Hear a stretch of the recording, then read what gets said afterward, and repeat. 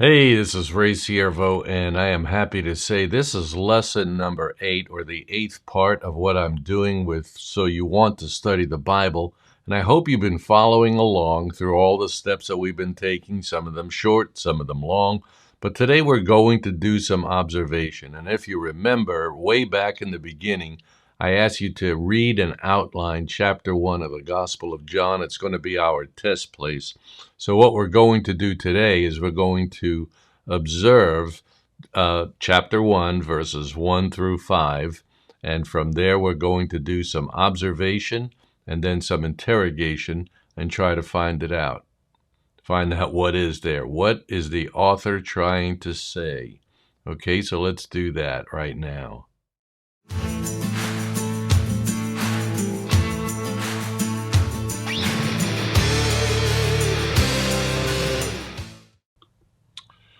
Okay, so you notice I got a different color shirt on.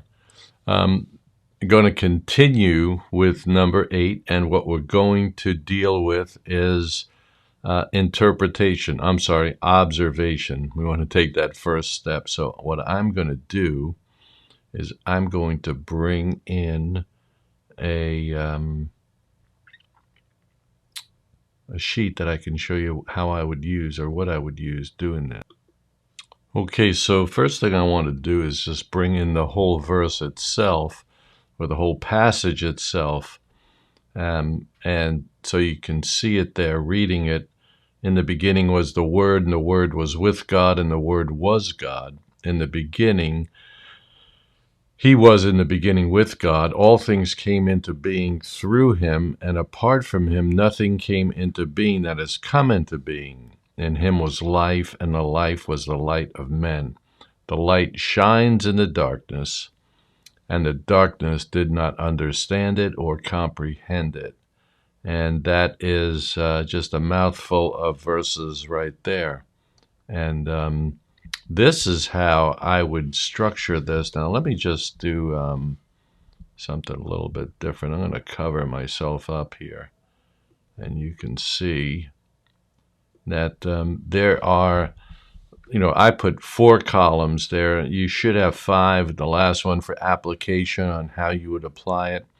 But the first one that you would do is, in the beginning was the Word, and the Word was with God, and the Word was God.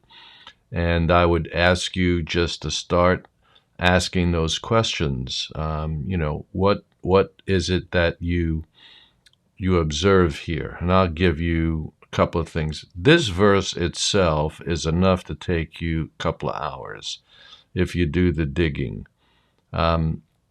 What's the first thing that you notice about this? Well, the first few verses, or the first few words rather, is a clause, in the beginning. So that's a clause, and what kind of clause is it? Is it a spatial clause, a time clause? Of course, it's a time clause. That word beginning tells us that it is. So you'd make an observation right off the bat that the author is starting with a time clause, and he tells us that in the beginning was the Word.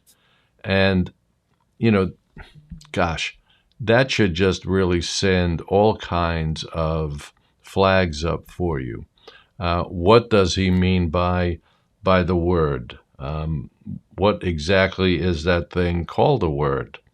And how do we actually interpret what the word is? Of course, here's where you would need either a Bible dictionary or some kind of concordance that would help you understand this. So, we would have to ask the question, in the beginning was the Word. What do we mean by the Word? How is a word in the beginning? What's the meaning of the word? And, just to help you out with that right here, I would give you a couple of things. So we know that that word translated means logos. And, another observation you would make would be that in one verse, it's mentioned 3 times. Let me go back to, I believe it's this one here. In verse 1, in the beginning was the Word, and the Word was with God, and the Word was God. And again, we see that it's used 3 times there, and that is that the Logos was with God. Now, just from experience, I could tell you whenever something is used 3 times, there's some significance there that the author is pointing to, and he's telling us something about this word called Logos. And so we would have to do some digging just on Logos.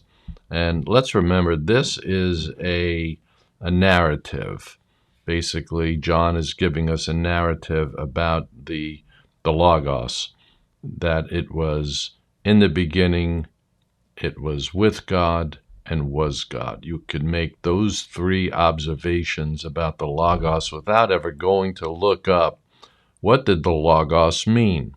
Now, we as Christians, again, you're looking back from the 21st century, you see that word Logos, and you think, well, of course, Logos is the word, and that's, the same word that's used for Bible or something to that effect. So it's hard not to read back into it. Of course, I've done a bunch of studying on this, but I would ask the question, what did this term Logos mean to the hearers or the readers of John's Gospel? What did it mean to John? Was this a contemporary term? Was this a special revelation term that was just used for the Christians of that day? So you'd have to ask those questions. Let me back up just a step and say that, whenever you're doing a passage, you want to do at least something of background check for this whole gospel. When was it written? Who is it written to? Who wrote it? What was his relationship to Jesus? Is he like Luke, who is, second string, in that he received the revelation of Jesus from those who walk with Jesus, so he wasn't a disciple. This person is called John. That's a very early not recommendation, but we could see that the authorities go all the way back to the 1st and 2nd century. And look at the Gospel of John. Actually, the earliest piece of any fragment of the New Testament comes from John's Gospel, and it's John 18, I believe. So we have some information here, but what do we see in this verse or these verses? What is it that we can tell about these verses that give us some understanding of who John is, and basically what is the word? Now, one of the things I recognize right off the top is that these are, in English, we call this a passive voice. Was. Those are all passive verbs. In Greek, they're a state of being, which is not necessarily passive. I think that, in English, we lack something when we see the translation. And these are some great, this is a great verse to learn, obviously. But it tells us something, that he was in the beginning, and we have to understand that John is giving him the title, or giving this thing right now. We don't even know it's a he until the 2nd verse, which is a repetitive verse. Why does John repeat it? He already told us that he was in the beginning, but the 2nd verse says he was in the beginning with God, and he gives us a definite pronoun and calls the Logos a he. So, man, your brain should be exploding at this point. Right here in the beginning of this gospel, John tells us that the Word was with God in the beginning. He was God also. The Word not just was in the beginning, but he was with God and was God. That almost seems like, a contradiction. It's certainly a paradox, because he was with God and was God. Now, does that mean that there are 2 gods? Is this an inference to the Trinity? These are all things that come into your mind just by being a Christian and without reading from the 21st century. I thought of trying to find a picture of a time machine. If some of you who have been around for a while would remember what the movie The Time Machine, I think it was Orson Welles wrote the book, if I'm not mistaken, about a time machine, how you could travel back, and they made a movie in the '60s about it. If you're newer than that, you think of the DeLorean in Back to the Future. I'm not sure what Gen X's or Gen Z would think. Gen X would probably remember the DeLorean for Back to the Future. But, we're having to go back into the 21st century to see these things. And it's significant for us to identify the first century understanding of this term called logos. And, was it a Christian term, or was it a term that was used in the culture? Was logos something that was a word that was familiar to people in the first century? So those are all things that we have to think about when we look at this. So that is one of the ways that you start to do it. That is observation. Another way is to use a sketch pad. I use a sketch pad a lot of times, and I will handwrite the verse out that I want to observe. This way I can draw things, I can circle, I can start asking my questions right underneath it. And it helps me to focus on it. If I had a photograph of it, I could probably show you. Maybe I'll wait till next time to do that. But I thought of, a lot of people do Bible study online. They're using something like Blue Letter Bible. And I think there's one or two other free softwares out there that you can use. And I have had a run at Blue Letter Bible. I think for someone who doesn't have the money to buy a dictionary or even a single volume encyclopedia, that would be probably the best way to begin. But let me just say this, that Bible study is going to cost you. It is an investment.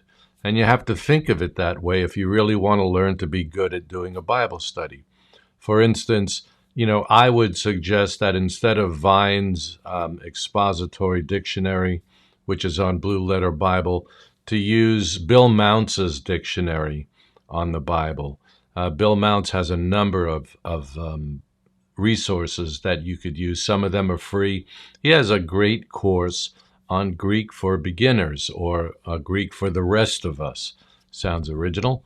And it would really be a good investment in time to take that course. One of the things he says that I think is very encouraging is that there are about 300 words that make up 80% of the New Testament Greek writings, which is the whole New Testament. And that you have 300 words to memorize, which sounds daunting, but think about 4,000 words or 10,000 words. That would almost be impossible if you were learning another language. Now, this isn't to become fluent, but just to be able to recognize the words. Like if you look up the word logos, a good Bible dictionary or a good encyclopedia is going to tell you the history of that word. It's going to talk about the etymology of that word, where it came from, why it's used this way. And you'd get to learn that, especially in an encyclopedia. That would be one of the things that happens. But when you write it out, you can do one thing with it. When you put it online, when you're doing it on a word processor and you make those boxes like I had before, that's going to be somewhat limiting. They both have their strengths and weaknesses. Personally, I prefer to write. I'm tactile in the sense that I like the feeling of a pen or pencil in my hand. I share some things with my daughter. We used to exchange ideas for pens and pencils. That was one of our connections. And she turned me on to some pens that I really enjoy writing with. And also there are pencils that I like to write with that are a little bit harder. Their lead is harder, so they don't smear as much. I know, sounds a little bit stupid, But when you do this a lot, you do exercise that. And just in Bible study, what I like to do is to write that verse out and then write out other concepts underneath it, like in the beginning. Beginning of what? In the beginning of everything? Well, that question gets answered in the next few verses, doesn't it? Because the Logos was with God, was there at the beginning, and nothing that was made has come into being. Nothing has materialized except through him. That's a tremendous statement right there. But those are some of the things I do. So, and if you come up with other ways of doing it, that'd be great. And like I said, get your feet wet in the Greek. You'll have to do it. You'll have to have, I know both Blue Letter Bible, and I can't think of the name of the other one that I saw the other day. They have interlinears, so that's how you get to know which words are which, and you can find out the parts of speech they are. All these things are necessary. I teach some students that don't even know the English parts of speech, which is a little bit difficult to teach them how to do Bible study, because you have to know what's an action verb. What's the, in English, we have subject, verb, object. So the subject does something to this other thing, except for a state of being or an act of being. So you always have subject, verb, object. And that's English, but Greek isn't like that at all. Greek defines its words by their endings. And you can put them in any word order. And a Greek-speaking person will know what that word means by the endings on the word. Like I forgot, there's like 16 different ways you can write God loves Ray in Greek. And it's kind of crazy. I know you're thinking there's probably only 12 or 9 ways that you could do that, the interchange of those words. But the Greek can put definite articles on words. I digress. So there are those things that we could think about. And I would ask that if you've been enjoying these things, that you would like us, that you would make a comment down below. You'd ring the bell or subscribe and then ring the bell. And that would be great if you could do that. It would be really helpful for us. And notice that our views are going up, and hopefully that'll continue to happen.